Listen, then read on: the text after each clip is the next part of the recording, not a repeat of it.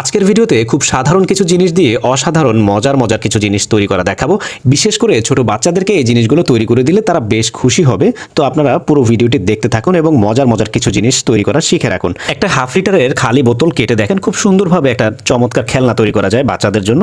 দেখেন বোতলটার ভিতরে বেলুন ঢুকিয়ে সেখানে বাতাস দিয়ে আর ছোট ছোট কাগজের ভিতরে চোখ, নাক, মুখ, কান, শিং এই জিনিসগুলো লাগিয়ে খুব সুন্দরভাবে দেখেন একটা বাচ্চাদের খেলনা তৈরি হয়ে গেল। বাচ্চারা কিন্তু বেশ খুশি হয় এই জিনিসগুলোতে।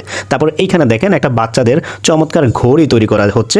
এটা কিন্তু একেবারে কাগজ দিয়ে মাপ মতো কেটে নিয়েছে। আপনারা স্টেপগুলো ভালোভাবে ফলো করলে এই ঘড়িটা তৈরি করতে পারবেন খুব সহজে। দেখেন বাচ্চারা যখন এই ঘড়িটা হাতে দিবে বেশ দারুণ লাগবে। তারপর এখানে মেয়েবাবুদের চুল বাঁধার জন্য চমৎকার একটা ফিতার ডিজাইন তৈরি করা দেখাবো। এটা চাইলে বড়রাও পড়তে পারে।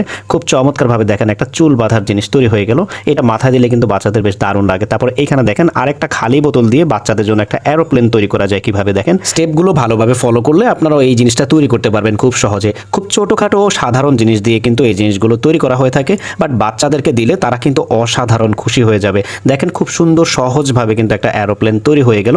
এখন কিন্তু এটা বাচ্চাদের খেলার জন্য একেবারে প্রস্তুত। আপনারাও চাইলে আপনাদের বাচ্চাদের জন্য এই জিনিসগুলো তৈরি করে দিতে পারেন। তারপর এখানে দেখেন একটা মেয়ে বাবুদের ব্যাগ তৈরি করা হচ্ছে এখানে কাগজ দিয়ে। দেখেন বিভিন্ন রকমের ডিজাইনের ব্যাগ।